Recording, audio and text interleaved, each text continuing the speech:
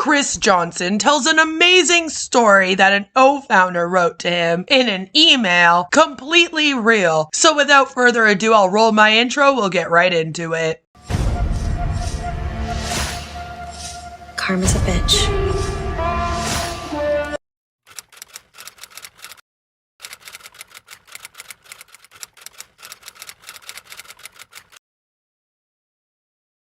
Here is a clip from today's webinar on March 8th of 2024, where Chris, well, here, I'll just let him tell you. Do something a little different, and I want you to bear with me. I woke up to a very beautiful letter. I'm not going to give the name out. I get, as a lot of you know, I get quite a few letters about people's ups or downs or all kind of things.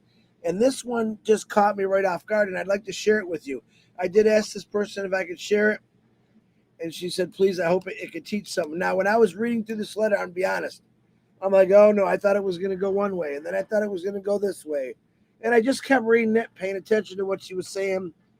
And I called Marty. I said, I think I read him the letter. I said, then we should read this out because I think it brings things to a point or to a head for a lot of people. I think it'll help a lot of people. So Chris claims that he got an email from an O-founder, and with their permission, he wants to share it with all of us in hopes it will help someone. It sounds totally legit, and he is not going to be telling us this person's name, I guess for confidentiality reasons. But he continues. So I know that lady, I believe, is listening. I want to thank you again. I will not say your name like I promised. So it starts off like this.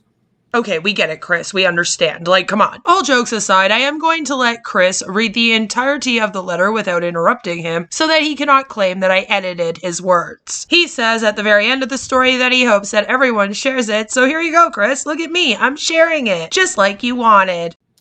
Comical and funny sometimes. Hi, Chris. I know you're probably not going to see this message. It will probably go to your spam message. And it did. And I checked my spam messages.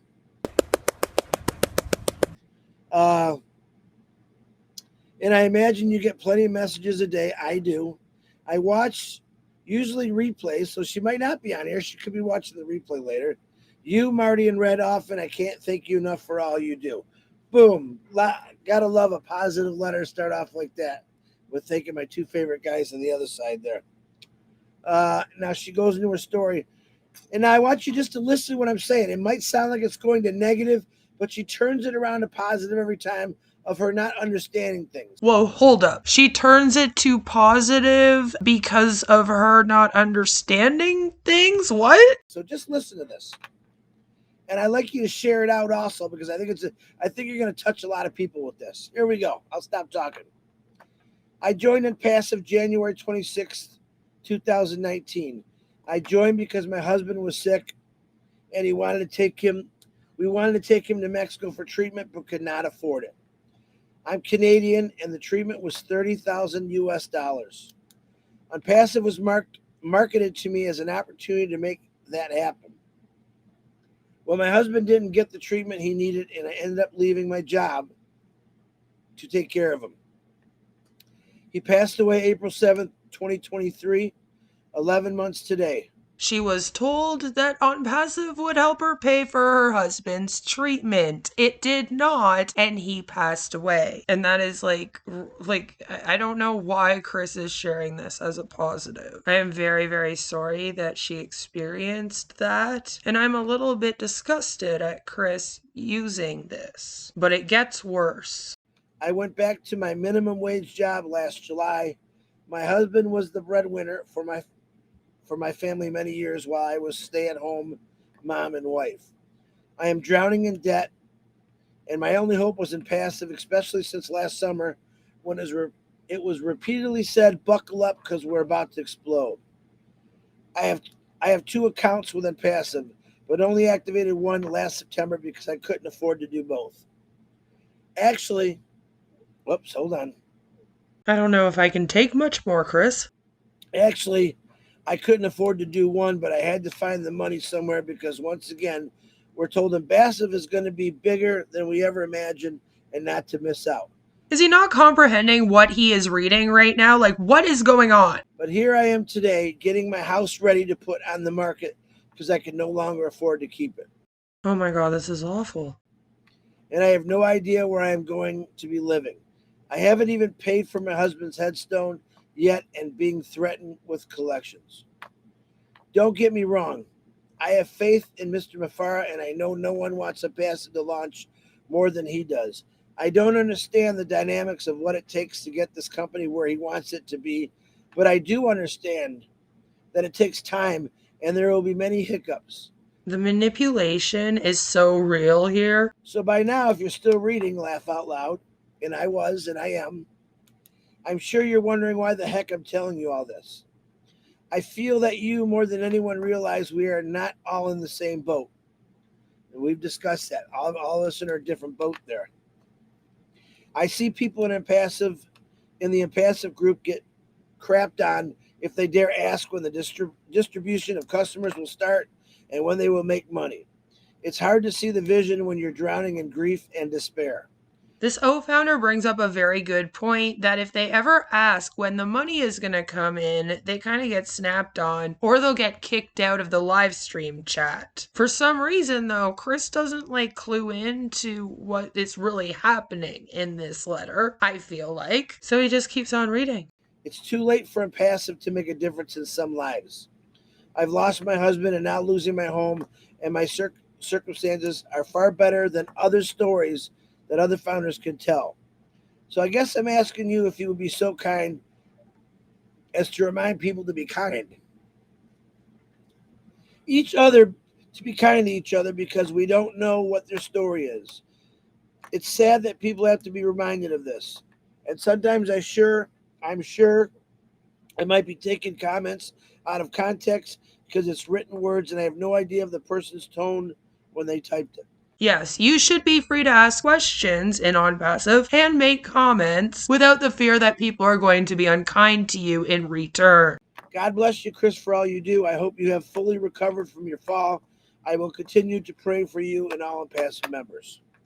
1 second. So now that Chris is done reading the very real, legit letter that he got from an O-founder, for the sake of this video, we're believing it's a real one, let's hear how he interprets this information, where they let him know that they have lost everything since being in OnPassive, but they still have hope in Ash and this company. They want to be able to ask questions about payments without fearing people being cruel to them, and they want him to remind everyone to be kind. That's how I interpreted it, but let me know if I'm the one that's wrong down below. Let's hear how Chris interprets it now. Now, I just read you the soul of a woman who's gone through some pretty nasty times. But at the end, as I said, it could have went 20 different ways. What does she do at the end? She's praying for me and for the impassive founders. With all that's going on in her life, and mind you, she said it. I know some of my troubles aren't as bad as other people's from what I heard. All right. The fact that people believe in this so heavily that they will lose everything and still have faith in Ash when nothing has happened here that was supposed to happen properly is actually very, very worrisome when I hear it. But of course, somebody else in this cult of personality would take it as a positive thing, like Chris does here. She basically just wrote the whole story there about, yeah, we know people have problems. I have problems. I believe in Ash Mafara. I don't always understand what Ash is saying or the dynamic she's repeating. But she's never lost faith in this company. And now I am sitting here with my jaw dropped going, that's what you took out of this story? And where she's saying where it might not be able to change some people's lives, it will. I will disagree with her on that. Nope, it can't bring her husband back. Are you fucking kidding me right now, Chris? Material things you can always get back. But the memory of her husband is what got her into this, believe it or not, to help him. Now, my prayer for the future is when impassive does go, that we can get people to certain places for certain treatments for cancers and everything else out there. Oh, what the fuck, Chris? And I needed to share this story because it was truthful, and it was hurtful, and it was loving, and it was passion, and it was compassion. And you wanted to emotionally manipulate people into submission with it?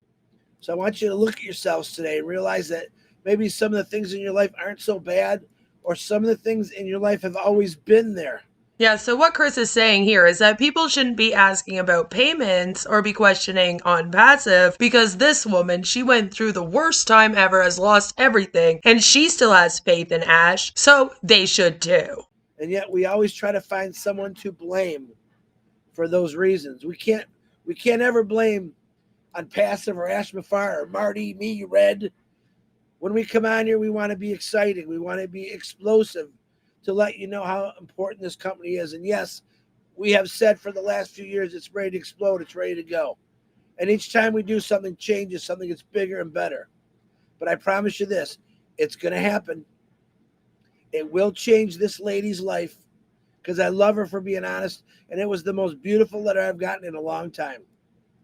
But I just want you to share that out, guys.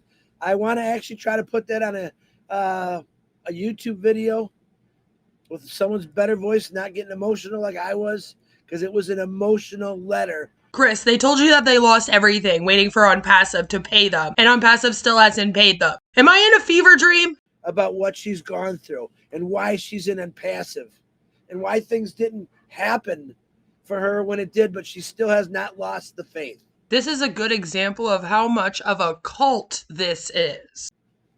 That's really what it's all about. So take a look at your own life. Maybe take a look at your neighbors and realize we don't got it so bad. We don't got it so bad. Marty said in the beginning, there's a lot of people that have a lot worse. My worst day doesn't compare to some people's. In the past, I have complained that Chris has spoken from a place of privilege. So although I am happy that he now at least seems to understand that, this is still an example of what the issue is here. This so-called company is a scam. People are waiting to get paid for months and have not received 1 cent. They probably won't. And somehow this story is being used as a way to emotionally manipulate people into continuing their faith in a man that continuously has let them down and will probably continue to. My worst day is, to some people, would be a birthday or a celebration. So that's what I want to put out on this Friday, International Women's Day. And it took a woman again to wake me up and humble me again on what really OnPassive is all about and what we're going through. This journey has gone this way, this way, this way, and that way.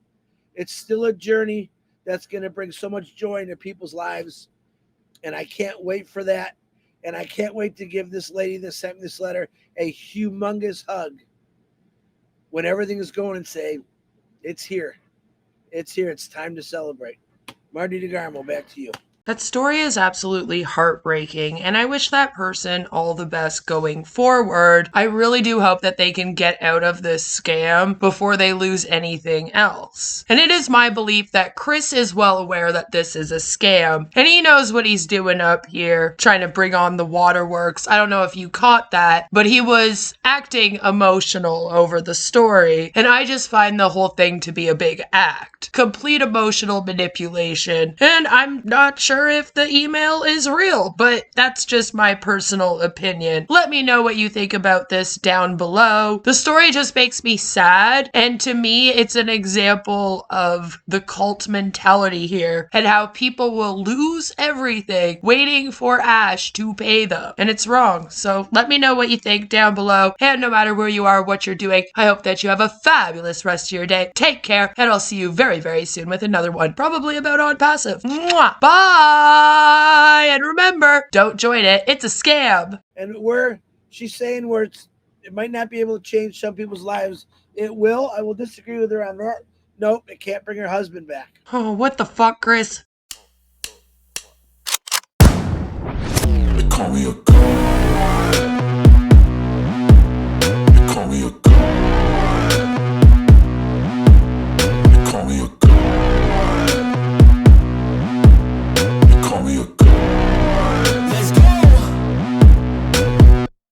I'm about to go off like a weapon. Fuel to the top, got a filled up engine. my thoughts obsession. I will not stop, no, I'm never second guessing. I got a God complex. Haters love to hate, but I never feel pressed. Got a lot on my plate, but I never get stressed. I'll take all the pressure like I'm acing this test. Tear it up like I'm Jason. I see the world like it's ready for the taking. I see this place like a game I'm playing. Straight to the bank to collect my payments. No negotiations, it's my way, I was born impatient. And like a damn Freemason, I'll run this nation. They call me a god.